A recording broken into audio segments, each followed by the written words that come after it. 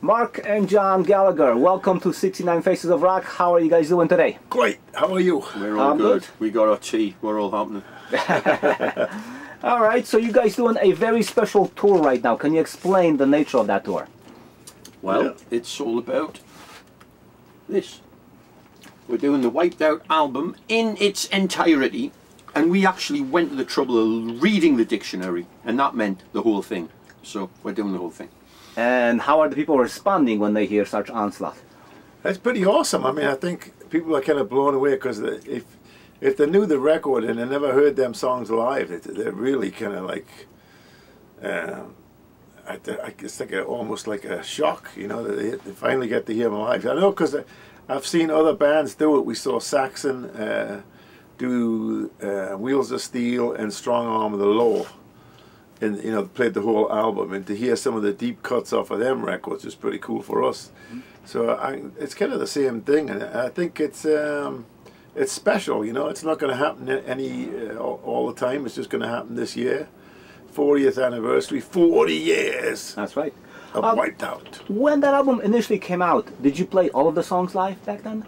No, we didn't. No, we played a lot. We probably played 6 or 7 in the set. But To the Limit, to the Top, Battlezone and UXB were never played live. So when you perform it now, are there any aha moments? Well, those 3 songs are 3 of the best ones on the album. They're 3 of the most fun to play. To the Limit, to the Top is very challenging because there's a lot of different parts, a lot of different dynamics, and it's fun doing it. It's great. Do you think you're going to maintain some of these songs in your set after this is over? I think we might. I mean, again, a song like Battlezone is a relatively simple song for us, but it's got so much energy and power. It's a lot of fun. So, you know, but we've got them. So if we want to revolve some of those songs in, we can do it. All right. So what do you remember from writing and recording Wiped Out? It was a bit of a blur because we did and there it is. all of that. Nice. Show it. And we did the Crash Bang Wallop EP. So all those songs recorded and mixed in 6 days. Yeah. Which is just How was that album received when it first came out? in Europe very well. In England, not so well. Why is that? Mainly just the press, because the first record they really thought, oh, this is great, and there was a lot of like warm, good reviews. But the English press was always, especially at that time, you just want to like lift people up and then knock them down, and it was more about the journalists just trying to come up with some, you know, be very eloquent, use their vocabulary, and just kind of, you know, use it as a platform for their own careers more than they didn't really care about the bands, you know. So I think that there was a lot of bands had that happen to them, you know. I remember bands like Def Leppard and stuff like that really got like, they were great and then they were terrible, and you know, it was. So I think that was some of it, but they looked at that record, especially in England, that it was too fast for some reason. They complained about it being too fast, and then I heard also, you know, lots of bands said, oh, we were the beginning of some of this thrash metal kind of feel and stuff. And we did kind of like take like some of the Sabbath and Priest stuff and try to like you know, like give it a little bit more energy and kind of like a kick up the butt, but make that kind of like more ferocious, you know. But that record is not, it's not really super fast. There's only a few songs on it that are kind of like a screaming fast, like something like Faster Than the Speed of Light, or I'm looking at some of the stuff, I don't know. Most of it's kind of mid-pace to me, and some of it's like rock and roll, so I don't understand where they were coming from. It doesn't make any sense to me. So back then, things, you know, it was a little bit more groundbreaking, maybe, you know. Where I remember one of the reviews, the review that was in Krang, was this guy, Dave Roberts. And he like, oh, here they go. And it sounds like Judas Priest circa rocker roller. Because there was a tremolo guitar solo at one point. And he didn't like that, and he didn't like this, and it was all the same, blah.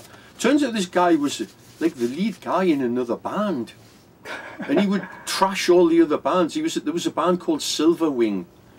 And he was in them, and he would trash all the other bands. He was trying to get rid of the competition. Yeah, you get rid of the competition. Get this. Which you can't blame him. when this was released, we played a festival with Motorhead and Twisted Sister at Wrexham, just into Wales, right? And he said, the reason I loved Raven at this gig is exactly the reason I didn't like their album. Wow. And I'm like, okay, guy's a moron. All right, great. If you look inside this vinyl, there's some really cool things inside. Here to look at it. Probably a lot of things time has forgotten. So pull some of these stuff out and maybe do the unboxing. There it is. Unboxing. We're gonna. That's this was unboxing. like a flyer that was in here. Can you see this? Yeah, you can get a T-shirt.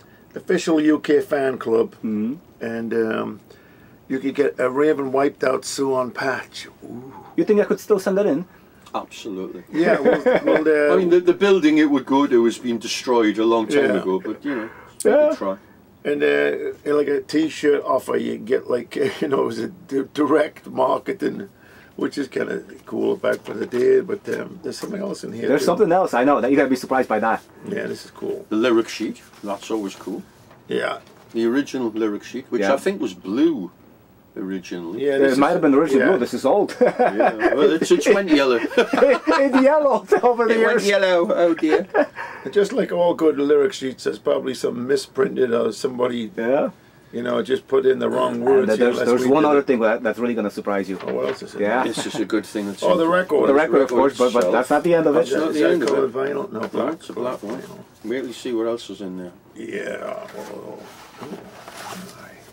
Oh, it's got the poster, which is, this wasn't in every one. This is probably a UK one. Yep. Record. Super rare.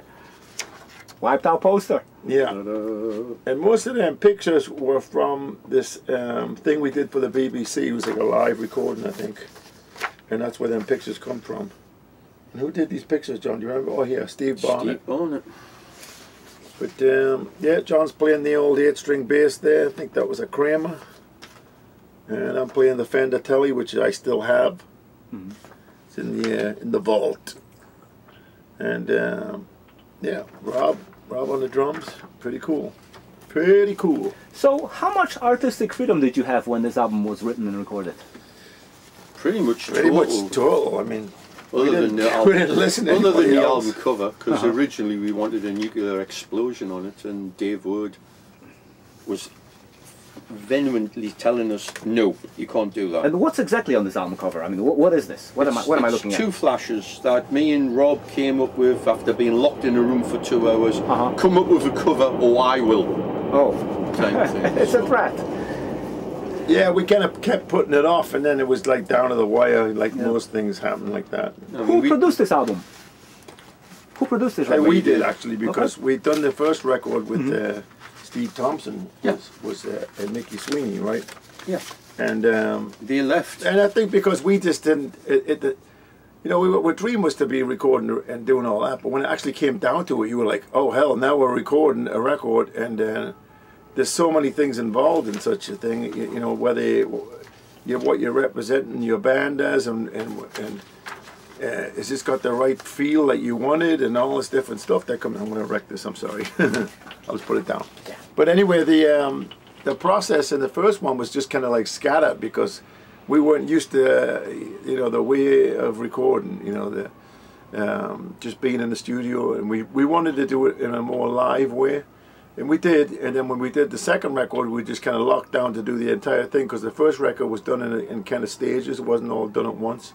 But we wanted to make sure that it was like crazy and it had all stuff. So if you listen to the record, it sounds like kind of like live, but also sounds like a party in somebody's house, because there's lots of people just like screaming and stuff in between songs and kind of nutty stuff like that. So we wanted this live feel, and to like take what we did in the first record and go even further. And I think we achieved that with the record. It's it's definitely it held up, I think, and we proved that on this tour because people are really enjoying it. So it's good. So 40 years later, you still are happy with everything? Yeah, I think we keep using this term full circle because there's a lot of that going on right now. We're actually in the middle of doing a new record. At the time, we're doing this kind of reflective, or looking back 40 years in an album, so it's really cool. It's kind of like messing with our head a little bit, because we're thinking, wow, what was our real thoughts back then? It takes us back, the music and everything. It takes you back to that time more, because to be honest, we don't think about it that much. We're still constantly moving forward. We're a new music band. We're not old. We don't rest on what we already have, so we're constantly looking and writing and moving forward. So when we do this, it's forced us to kind of look back in the old days and find out some of the foundations of what this band is about. And the cool thing is, they're great songs. Yeah. And that's the most important thing of all. There's a great feel, great songs, and some really cool playing. And you know. And speaking of songs, I'm gonna name a song, and whatever comes to your mind, feel free to share. Right. Okay. So the opening, Faster Than the Speed of Light. Einstein was wrong. The metro system in Newcastle upon Tyne. That's Faster Than the Speed of Light, definitely. No. No, it isn't. That was. It's an unusual song. It really is, and we still. I mean, it's one of the few we've always played, because it's bright. It's in a key of D. It's very major. It's not, you know, it's not dark like a lot of stuff is dark and dour in metal these days. This was never dark. It's very major all the way through. Very positive, very exciting, and it's always a blast to play. It's never. I never get bored playing that. Bring the Hammer Down. That was all about the riots in like the early 80s, like 81, 82 in England, when, you know, it was pretty dire. People had no money, there was no coal to heat the houses. I mean, I remember it was just awful. And that was a reaction to that, but it's like a real revved up kind of, it's got our status quo roots in it a little bit in there. Yeah. Crazy. Firepower. Firepower, I just think is cool because it really shows you the connection between people who are not very stable, who are a little out there and crazy, and if they get their hands on a gun or something like that, what can end up happening. That's what the kind of the lyrics are about. And it just shows you what, you know, you look at society now, this 40 years later, that's even more kind of prevalent now, that thought that if somebody's absolutely like not all there and they have a firearm, this ain't good. So I was really pleased to see Judas Priest using the title of our song for one of their songs. That was kind of good. So but we're the original Firepower. Are you getting any royalties out of that? No. Hell no. But good luck to them. Read all about it. That was all about the media.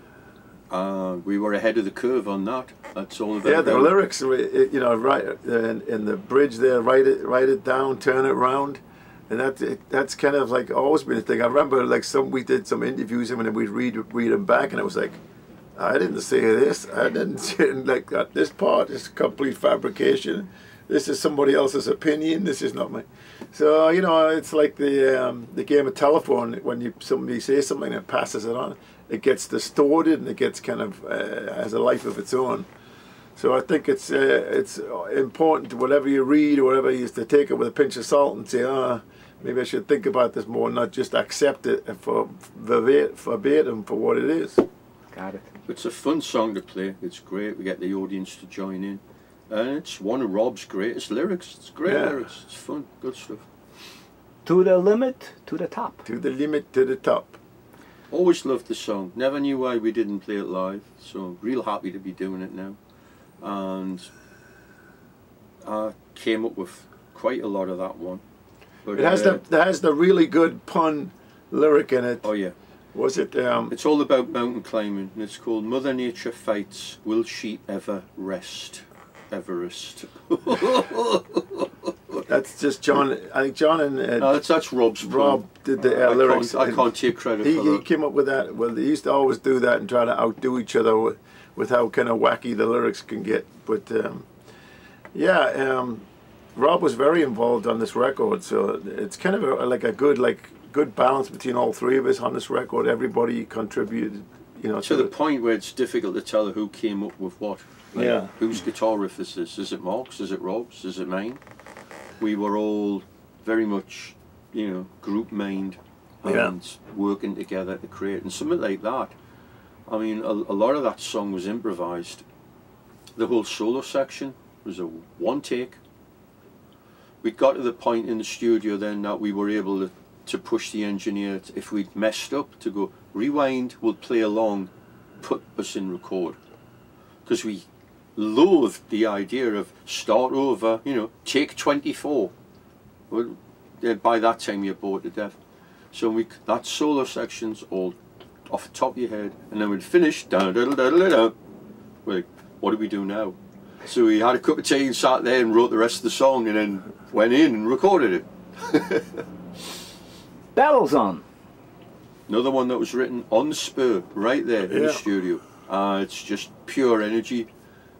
I think you hear Rob saying Chad Valley Strat Time, which was a toy company in England at the time. And you just hear, and it's just pure energy. A lot of fun, and a very long scream at the end. Live at the Inferno, which we played forever.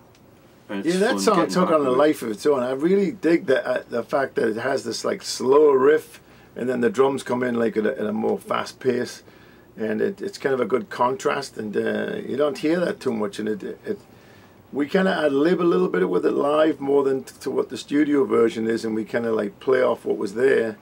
But it still has that solid kind of, and it just, the whole song was just about like going to a really good concert, you know, and having this experience that you're around all these people who are into the same thing, and it's just kind of going off. It's the whole thing, everybody's just kind of losing it, and that's what that song is about. And Rob did the lyrics for that song, most of them. I think we might have had the original idea. No, he did that, and it was all about the Mayfair Ballroom in Newcastle, because you know, into the darkness, which going down the stairs, and then out and we're blazing, and then you would see all the lights from the hall, the show. From the stage, yeah. It was all about that.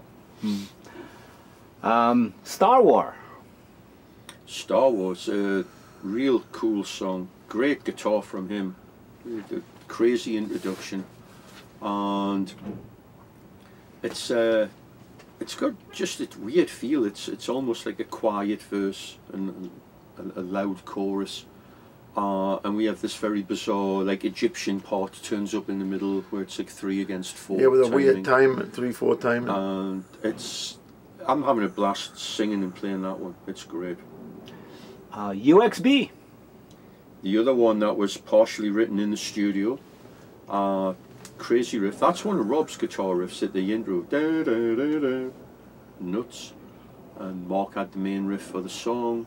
Yeah, that's a real collaboration. I think I came up with a little bit in the middle, right before the last chorus thing, and again fun at the end. You know, attention, attention! The area is now completely safe, and let's put an explosion on, all about people trying to disarm bombs. You know, as there was a TV show of the same name out at the time. 2021. That would be me, guilty as charged. We did 3940 on the Rock Until You Drop album, which Mark and Rob wanted to call More Ale Landlord because it sounded medieval. Right. But we named it after the 2 buses we'd taken to town, the 39 or the 40. So it seemed logical when I had another acoustic piece that we'd call it over the buses that we took to the studio, which was the 20 or the 21. Yeah. Makes sense. That's a lot of good trivia. There you go. We nicked the melody off that.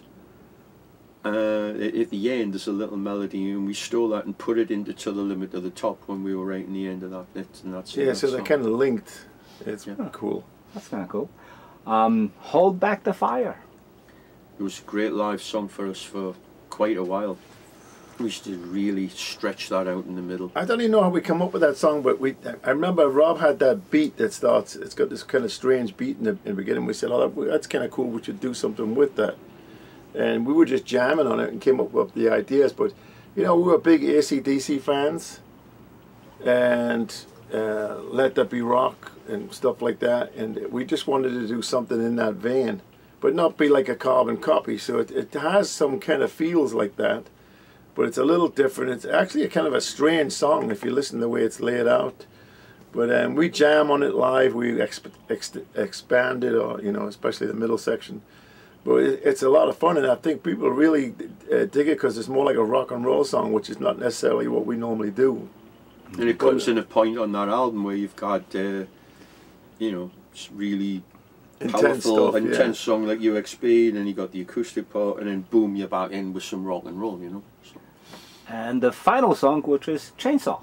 It just kills. Yeah, well, Chainsaw we had around the time of the first album, because you look at the first album, there's a set list and it's on it. And it was probably one of the earliest songs we wrote. And I don't know why it didn't make it on the first record. What? Don't know. I can't remember why that happened. I think we had it. Yeah, if you look on the cover of the first record, there's a set list, and it has Chainsaw written on it. Already. So we were already doing this song, you know, at the time of that record being completed, and we're doing the cover for that record. So it's kind of cool. But yeah, we've been doing it live actually for quite a while now. I think we started doing it about 2 years ago. So that's really fun to play live. It was always, back in the day, that was the solo at the end was Mark's excuse to go nuts and destroy everything. So it's great to bring that back. Break shit. So let's transition onto the first album. I think last year, Rock Until You Drop, that album was 40 years old, right? Yeah, that's true. And that's right. It came out as a beautiful box set. Yes. Yep. We have it here. Can you grab the box set and maybe examine everything inside here?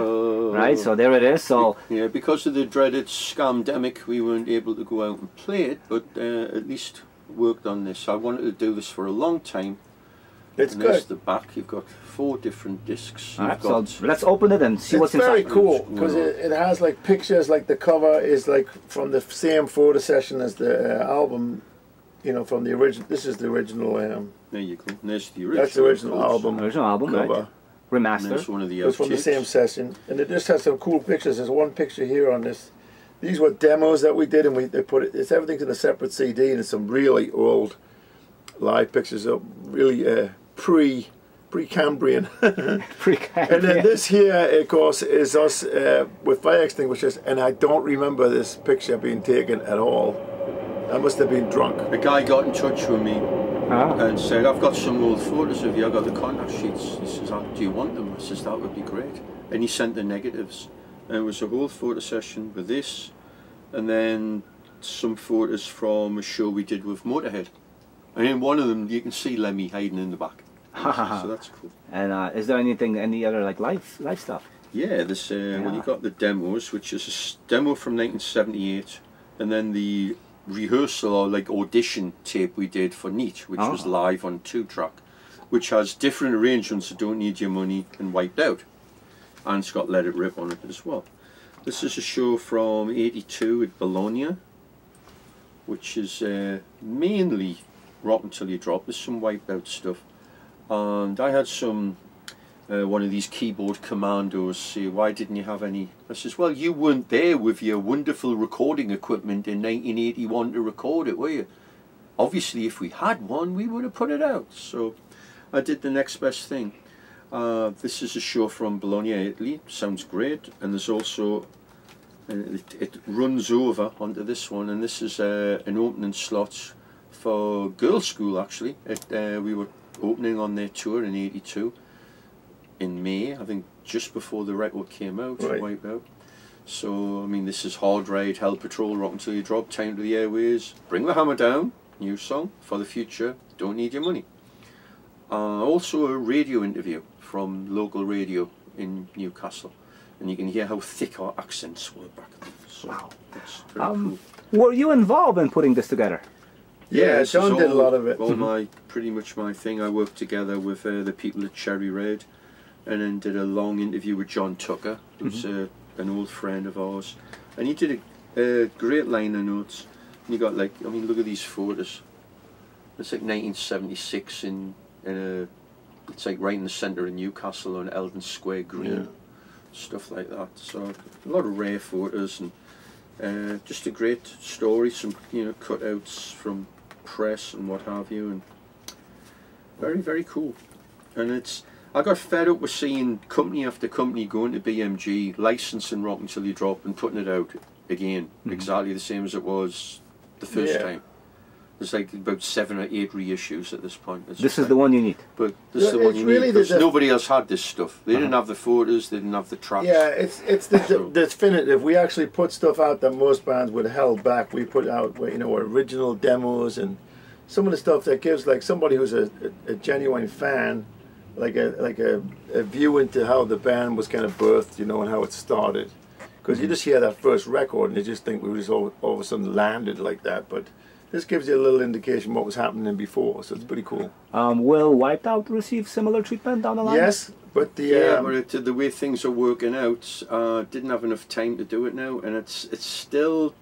I'm still looking for more material for Wiped Out. Wiped Out's a little thin compared to having 4 CDs. I don't have loads of demos because we went in, it was a blitz, right? And the only outtakes I believe is me playing the acoustic part, making a mistake, and everybody laughing, which we've already put out on another version. It is out there, the 2021 outtake.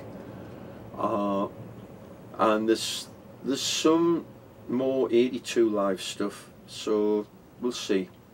We're probably going to move on to the All For One. I've got a lot more material for All For One. Yeah, and it's just a shame the pandemic came around. I would have had this done earlier. Yeah, possibly we'll do the box set for the 45th anniversary for that, because it'll you know, like I said, it's just so much work, and we're progressing as a band too. We're not solely focused on our previous stuff. You know, bringing all this. What a way to organize your archives, though. Yeah, you want something decent that people think, oh man, I paid the money, but I got a lot for my money. I'm not just, you know, it's not just some rehash. And there's a lot of, especially in the photograph department, and especially in with the early demos, that you know, when we were like researching for this, we were listening back to that, and for us it was even like you know, like an archaeology. The 78 demo, I thought it had gone, and I finally found a couple of versions, and they were, you know, like just one side, because some idiot, i.e. me, it was on a cassette and it went in a 4-track cassette recorder and it recorded riffs on the other side, and it wiped out half of this. Wiped out. There was no right side on the audio. Yeah. But it turned out I found another cassette and it was all on there. But at the end, the last song, it went I was like, oh God, what is this? And we had to pull some studio magic to make it all work at the end.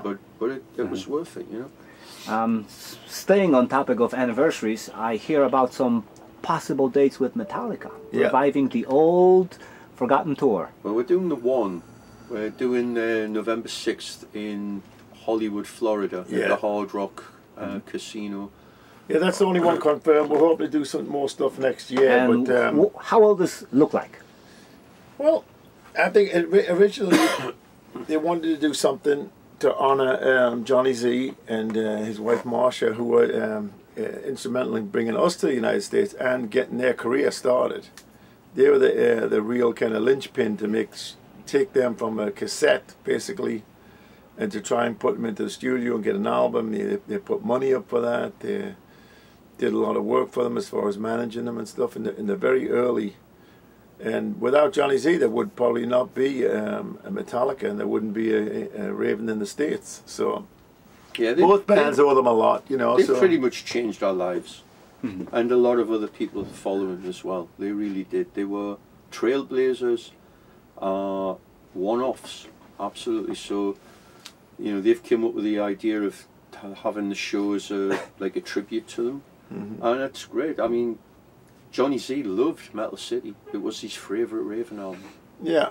So that means we can play new songs too. So that's good. Yeah. And they feel like they want to do early stuff at that time when they were, you know, managed by Johnny. So well, that's cool.